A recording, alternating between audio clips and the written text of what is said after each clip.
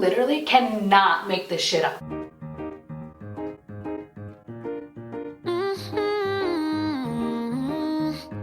What's up, honey buns? Ew, I think I like busted my lip on something. You know what? We're gonna ignore it. Unfortunately, I am back with another story time video. Don't worry, we're almost done with them. This might be one of the last videos. You know, there's a certain R-rated story that we aren't gonna get around to for a few years. You know, we have a good relationship, but like, you know, I know you, but like, I don't know you, okay? So let's get into it. So this was a time I was almost kidnapped, or worse. You know, we love joking about trauma on this channel, but in all seriousness, this is the single most traumatizing experience of my life. Like, no other event that has taken place in my life could even come to, like, is nowhere near as life-threatening or dangerous as this particular situation was. So I just want to put that out there. And also a trigger warning: if topics such as these do not go over well in your head, please click off this video. Your mental health is more important.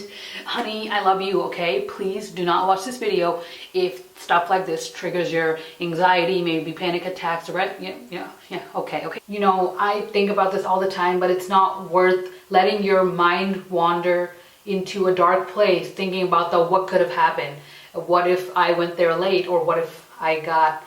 You know, it's just not worth it, okay? So always prioritize your mental health after traumatic events. So, yeah. It feels awkward to be serious because, you know that's not what we're about on this channel. But, you know, you've got to acknowledge that we don't live in the safest world, honey. You know, you're a honey bun, I'm a honey bun. We're cool. What is that? Like, get the fuck.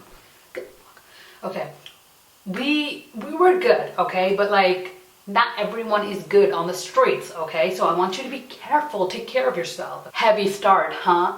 Okay, you know what? I'm gonna make this a little bit lighthearted, even though it's a serious situation, because no one wants to feel that weight on their chest, okay? So let me make this lighthearted. You guys know I like to lay out the setting here, but today is gonna be an interactive session, so I want you guys to come with me. So now let's talk about the year that it happened. So you guys already know my life was kind of crazy in the years 2010, 2011, and 2012. So this story took place in one of those 3 years, and I want you to guess. So pause this video, click over here, and guess, honey. Okay, did you do it? 2012. So basically the setting in the story is really complicated because the building that I used to live in was like really weirdly built, and you know what, I don't want to go through the trouble of having to like describe it and you guys not being able to visualize it. You know, in novels when those characters are like, oh my god, the fence was like 50 feet wide, 10 feet tall, and looks about the height of a corn dog or something. Like, come on, okay? I can never picture those things in my head, okay? Come on now, sugar. Okay, so you know what? I drew it for y'all. Y'all can follow me. I did a voiceover. We're doing it, okay? Before we go into the voiceover, though, I do want to give you guys a little bit of a backstory of what was happening this day. So this particular morning, my dad wanted to return this new backpack that my sister got because for the next school year, but we were actually moving. So we decided, you know, we want our money back, okay? Them JanSports, High Sierra, like those things are no joke, okay? Those things break the bank. So he wanted to go to the mall and return it, and before he went to the mall, he was gonna go say goodbye to some relatives. So he left around, like, he left at such an awkward time. Like, he didn't leave super in the morning, like 9 or 10 o'clock.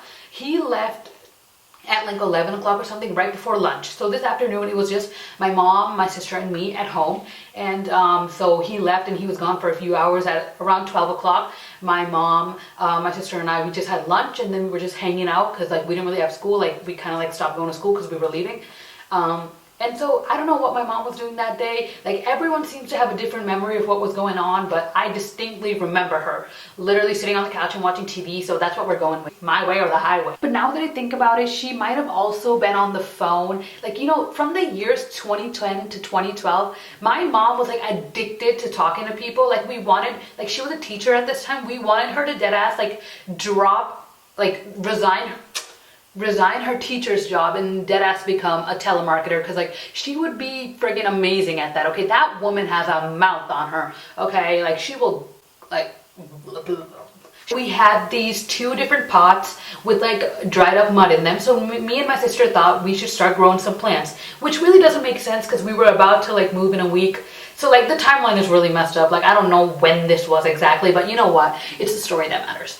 So we start taking like shovels and start digging through the dirt, you know, getting that oxygen in, letting that soil breathe, girl. And there was like this ledge, so we put our pots on there, and you know, like we're like going back and forth into the house, getting some utensils, some water, you know, really trying to bring this soil back to life a week before we are leaving the country for another life. Like, you know what? I thought I was a whole ass gardener. Like I had my green thumb. Then all of a sudden it starts raining, you know, no big deal, rain, like is that so out of the ordinary? No. So it starts raining, but like we have a roof over our heads, so we continue staying outside just working on our plants because we're not getting wet. A minute or two after this rain starts, this guy pulls up from the side of our building and stops under this tree where we used to park our car. And my dad wasn't there that day, so the spot was free, and he was there. So now let's get into voiceover, because here's where shit starts to hit the fan. Okay, it starts to get a little fucked up. Now, one last thing before y'all go into the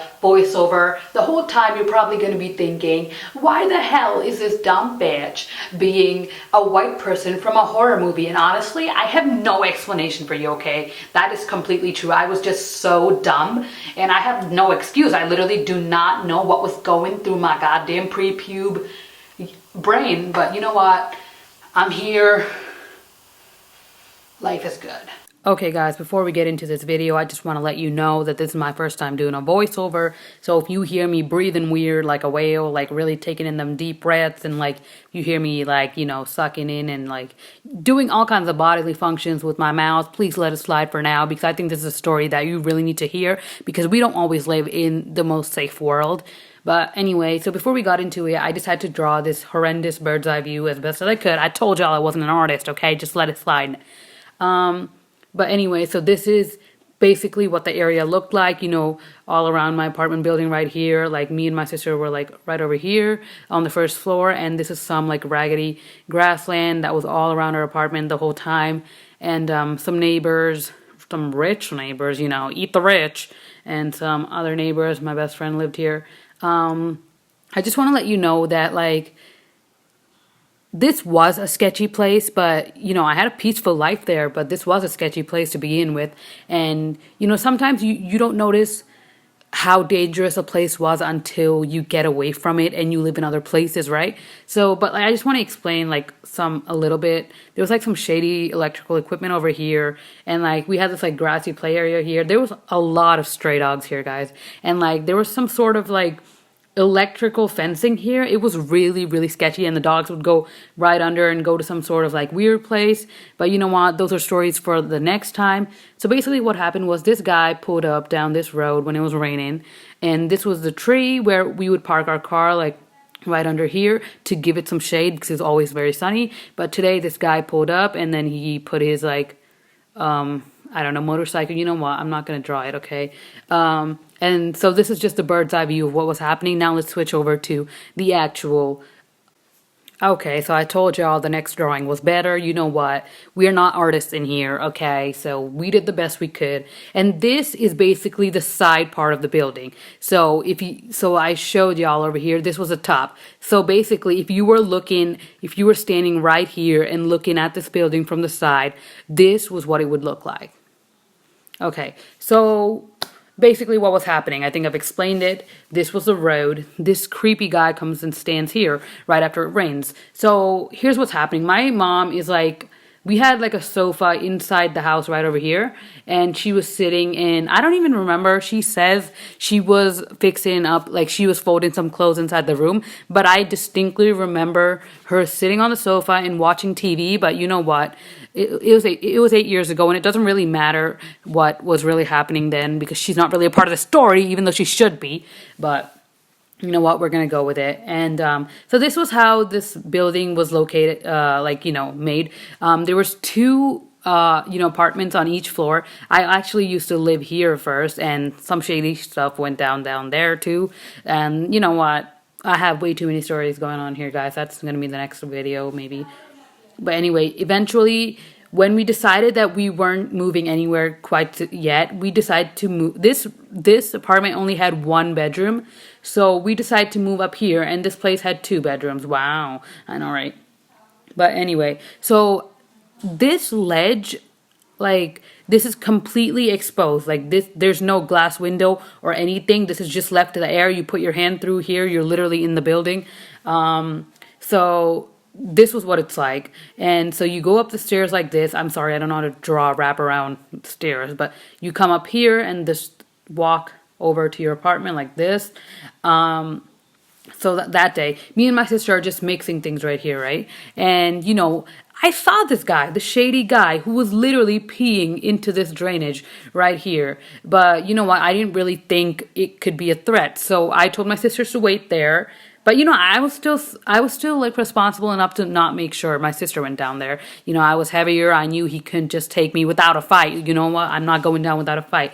So I decide to come down these stairs over here, and this ledge was just like waist length, okay, the size of this wall. So I'd come over here and I'd jump it. And actually this hill, this was sort of a hilly area, so basically it was easier to jump down here from here rather than here. You would be jumping a greater distance.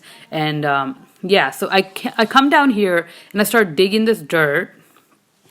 And so I might have told you earlier that this guy, while he was waiting here, he was peeing into this like sort of tiny drainage we had on like both sides of the road. You know, it doesn't matter on that side, but so he peed, and I went down there. And when I went down there, this is really disturbing to talk about, but I think I feel like I need to. This guy had not put his thing back in his pants, and it was openly exposed, and I could see it, and it was quite possibly the most disturbing thing I've ever seen in my life. It was also the first time, obviously, and it was not, you know, it's just not pleasant anytime. So I saw it and I was deeply disturbed, but for some reason I was being stupid and I continued just digging dirt up in here. I had like some sort of like bag. I was like digging dirt, and then he's staring at me the whole time, holding on to his thing, which I really don't want to talk about. It's really, really disturbing, guys. So I get the dirt that I need, and I jump back over, and I go back upstairs, and I come in here. And I notice that the rain has stopped a long time ago, but this guy still isn't leaving. Like, you know what? It's not raining anymore, son. Like, girl, like, there's puddles everywhere, okay? He's not going anywhere, even though it stopped raining. And so this is when I start to get a little bit worried, and I'm just like, you know what? This is getting kind of sketchy. So I tell my sister, let's go back inside. Like, this is not worth it. This guy's staring at me. By the way, he was staring at us the entire time. He would not break eye contact, and let me just tell you, he did not put it in his pants. Like, that's it. So now that I explained what happened on the outside, now we want to go back inside. When me and my sister ran inside, we were being really quiet and we were just playing out in the hall. We didn't want to go in our room because my mom was still sitting in the hall, and we didn't want to tell her anything because obviously we're going to get in trouble and she'd yell at us. So we didn't say anything. We were just silently playing in the hall. And at this point, my dad's been gone for hours, and I'm starting to get really scared because he's not back yet. And I know that this guy is slowly starting to approach our apartment because I saw him moving a little bit closer right before I got inside.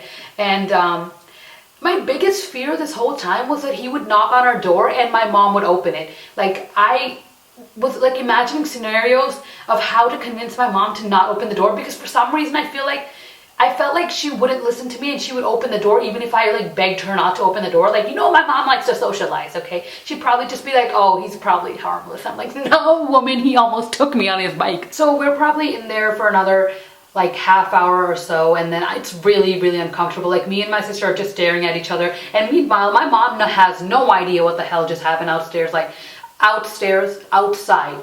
And I'm just like, I just saw a man's, like, for real, like. But anyway, finally, my dad calls my mom and he tells her to start to like heat up his lunch, because he left at 11 o'clock before we had lunch. So he was telling her to just heat up the curry or whatever, you know, Indian stuff. Because he was, you know, about 15 minutes away, and I was just like, yes. Yes, my dad coming home, okay? We finally hear like a knock on the door, and we check the windows. I get there before my mom comes because I'm really scared that it might be the guy. So my dad's at the door and he's holding a bag of fried chicken, and then as soon as we open it, he comes in and he's like, "What the Kentucky Fried Fuck just happened outside?" And I'm just like, "What? Girl, what?" And my mom was like, "What do you mean?" Because like she had no idea what was happening outside this whole time. Like, the obliviousness of that woman. Do not get me started. She is just something else. And what my dad is about to tell us next literally almost made me shit my pants. Like, that shit could have been running down like diarrhea, okay? Like, I was scared the heck out of my mind. So basically he tells us that he was about to pull up to under the tree where we usually parked, but he saw a bike parked under there, which was a guy's. So he stopped just short of that.